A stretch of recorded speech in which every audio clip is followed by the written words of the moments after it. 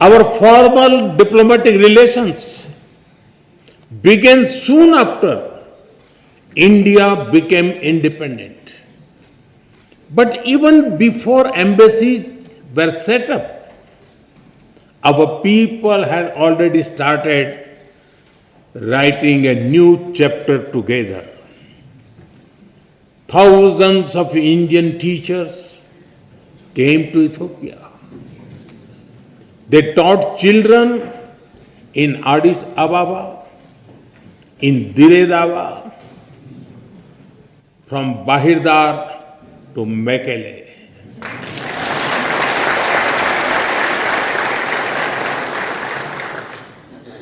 They reached Ethiopian schools and entered Ethiopian hearts.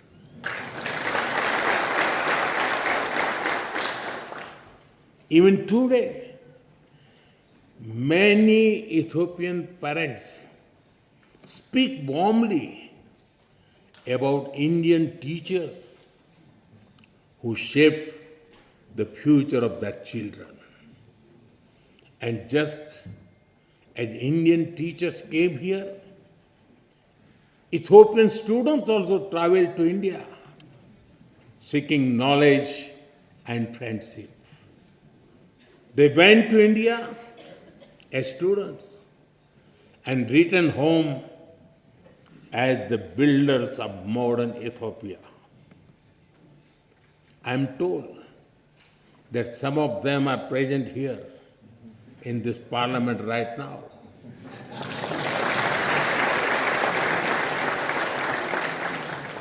Including the Honorable Speaker Tagese Chapo.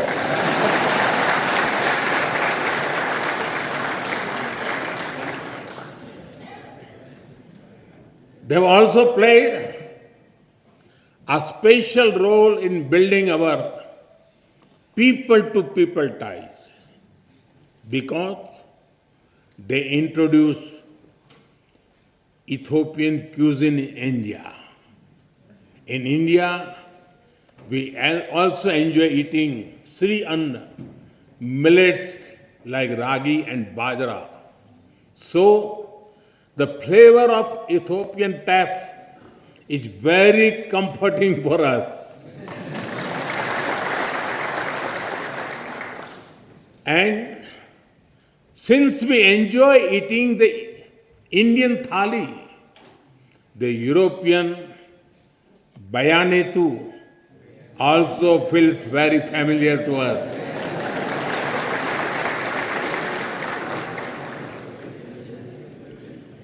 Honorable members, today Indian companies are among the largest foreign investors in Ethiopia. They have invested more than $5 billion in diverse sectors like textiles, manufacturing, agriculture, health, and more. And they have created more than 75,000 local jobs. But I'm sure we can all agree our partnership has a lot more potential. That is why Prime Minister Dr. Abiy Ahmed and I took a big step forward yesterday. We have decided to elevate our bilateral relationship to the level of a strategic partnership.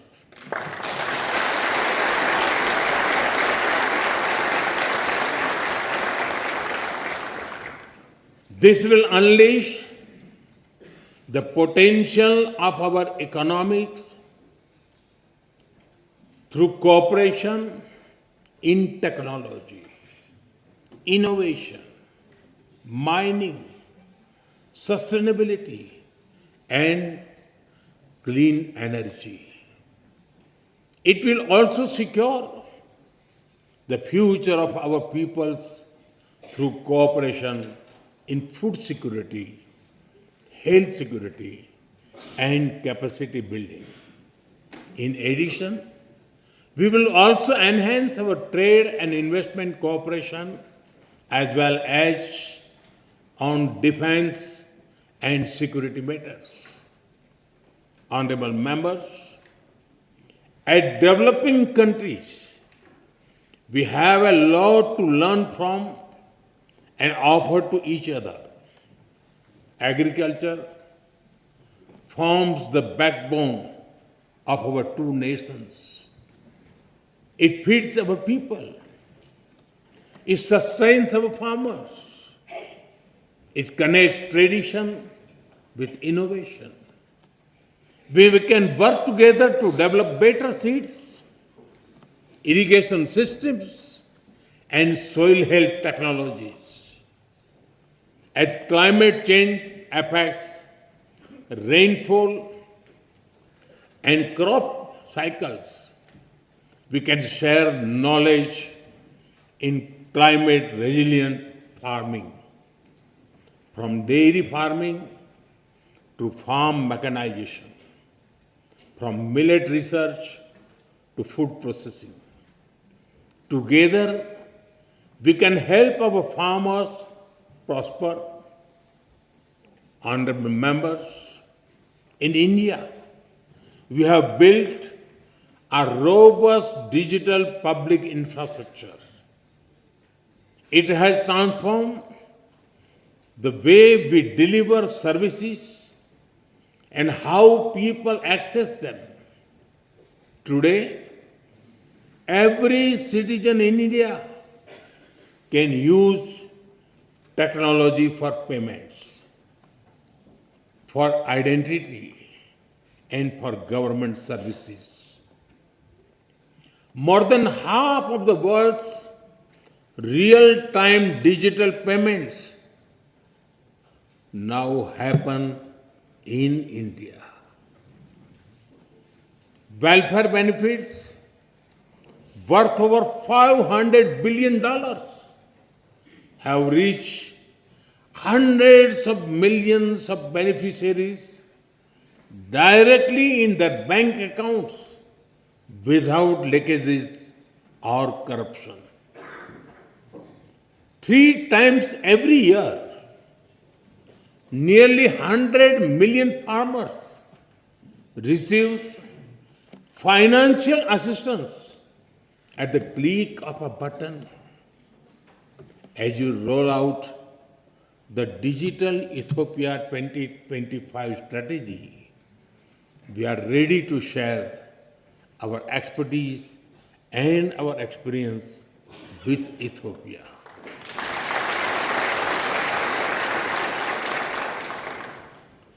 And we are honored that you have picked India as a trusted partner to develop the data center for your foreign ministry. Honorable members, India is known as the pharmacy of the world. During the COVID pandemic, the entire world was worried. It was a very difficult time. Despite limited resources, we consider it our sacred duty to humanity to do everything possible to help others. India sent medicines and vaccines to more than 150 countries. It was India's proud privilege to supply Ethiopia with over 4 million vaccine doses.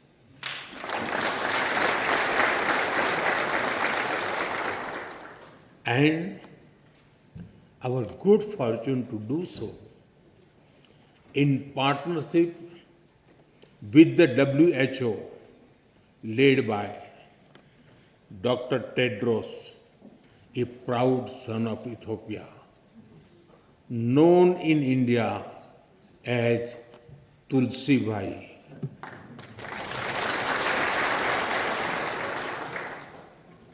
I'm glad that our healthcare cooperation is growing from pharmaceuticals to hospitals and from traditional medicine to telemedicine.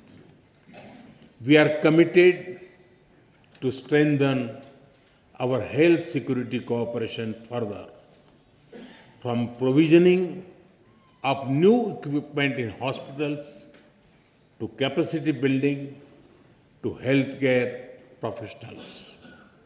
Honorable members, Ethiopia sits at a crossroads of Africa. India stands at the heart of the Indian Ocean. We are natural partners in regional peace, security, and connectivity.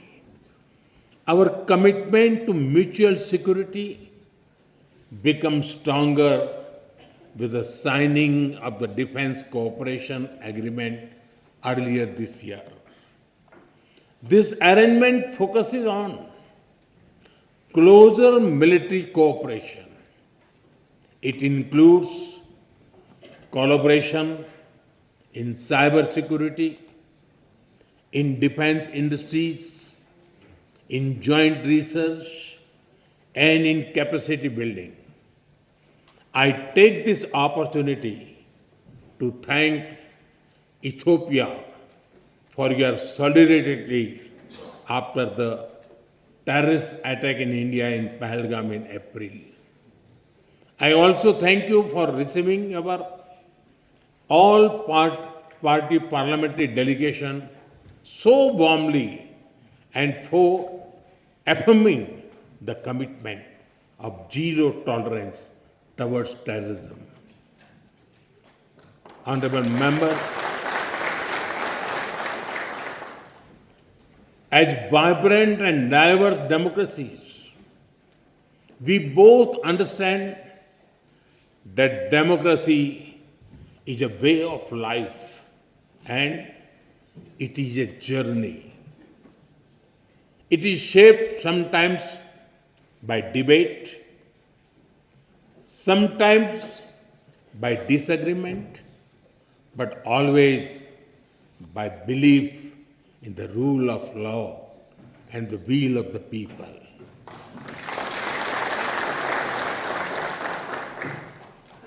Both our constitutions are reflects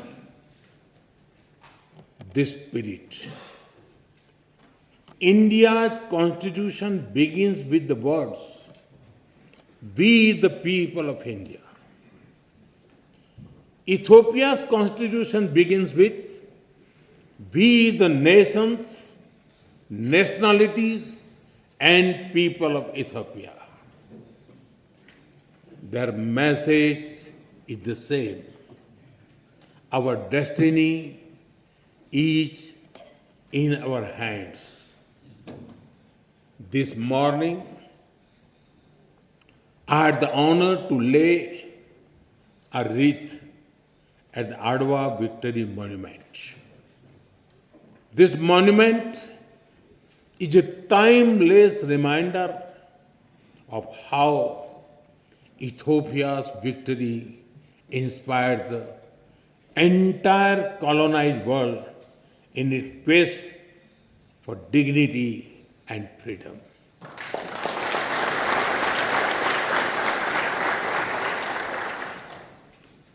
And in these times of conflict and uncertainty, it is a reminder that the people of the global south can stand up for themselves.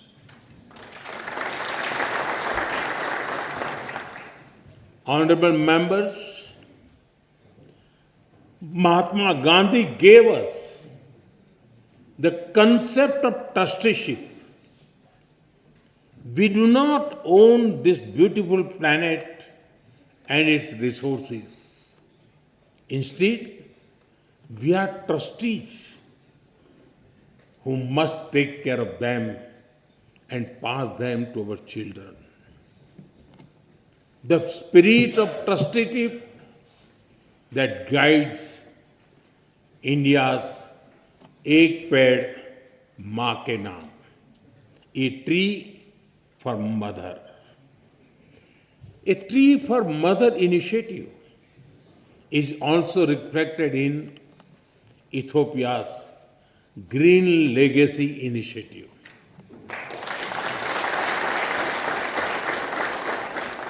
Both our nations believed in caring for Mother Earth. Both believe in giving back to nature. Together, let us work on renewable energy and green jobs. Let us work on disaster resilient infrastructure and biofuels. And let us raise a strong voice for climate justice. India will be happy to support Ethiopia's effort to give a powerful voice to the global south at COP32 in 2027. Honorable members, I am told that there is a saying in Ethiopia, when spider webs unite, they can tie up a lion.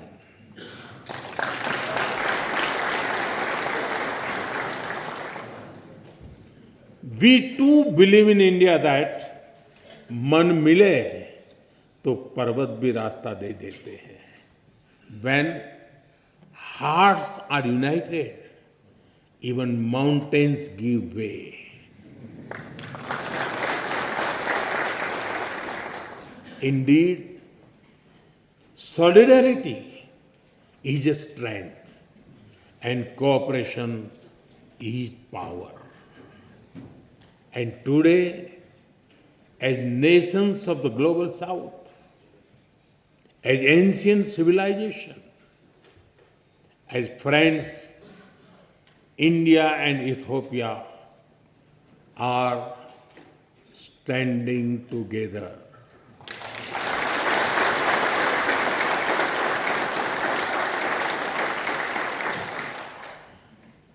We stand together as member of one family, and we work for a world that is more just, more equal, and more peaceful. It was here in Addis Ababa that the dreams of African unity found a home. I am told that many streets of this wonderful city are even named after African countries. On the other side of the Indian Ocean, it was in New Delhi that India was honored to welcome the African Union as a permanent member of the G20.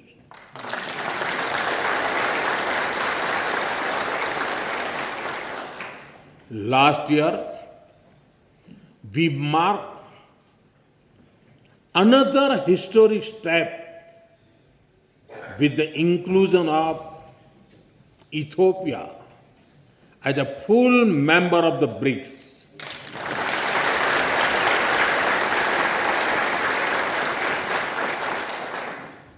In fact, over the 11 years of my government,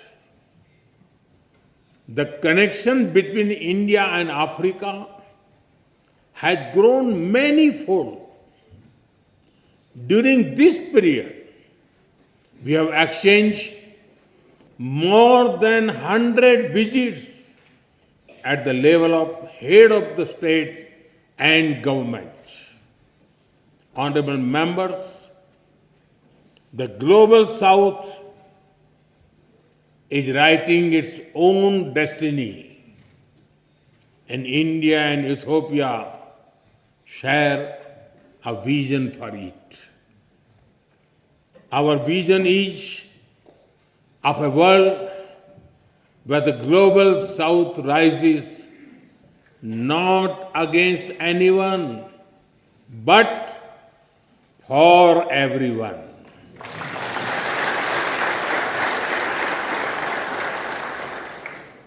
A world where development is fair, where technology is accessible, and where sovereignty is respected. A world where prosperity is shared and peace is defended. And a world where decision making reflects today's reality, not the world of 1945. Because the world cannot move forward if its system remains locked in the past. That is why India has emphasized a global development compact. It will prioritize technology sharing, affordable finance, capacity building, and trade of sustainable growth. That is why at the G20 summit in November, I called for an Africa Skill Multiplier Initiative to train 1 million trainers. It will build local capacities and help your efforts towards inclusive and sustainable development. Honorable members, my personal association with tea is well known, but it is impossible to come to Ethiopia and not mention coffee.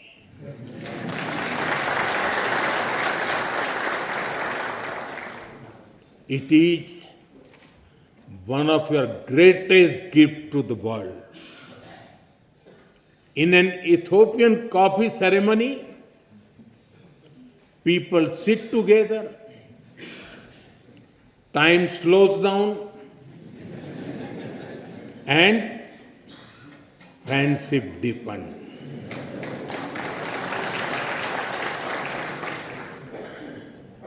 In India too, a cup of tea is an invitation to talk, to share, to connect. And just like Ethiopian coffee and Indian tea, our friendship is brewing strongest. Today, I stand before you among sisters and brothers with a deep sense of gratitude and bright hope for the future. The future is calling, and India and Ethiopia are ready to answer. Honorable members, as I conclude, I give you my word that we will walk together as equals.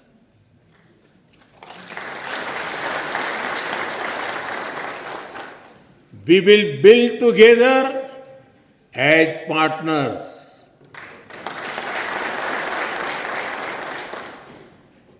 And we will succeed together as friends.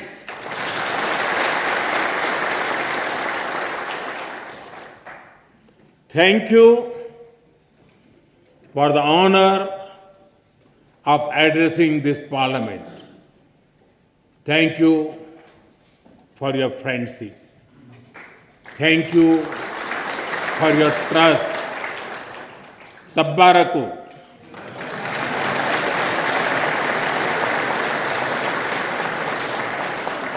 Dena hunno. Am Sagnalo.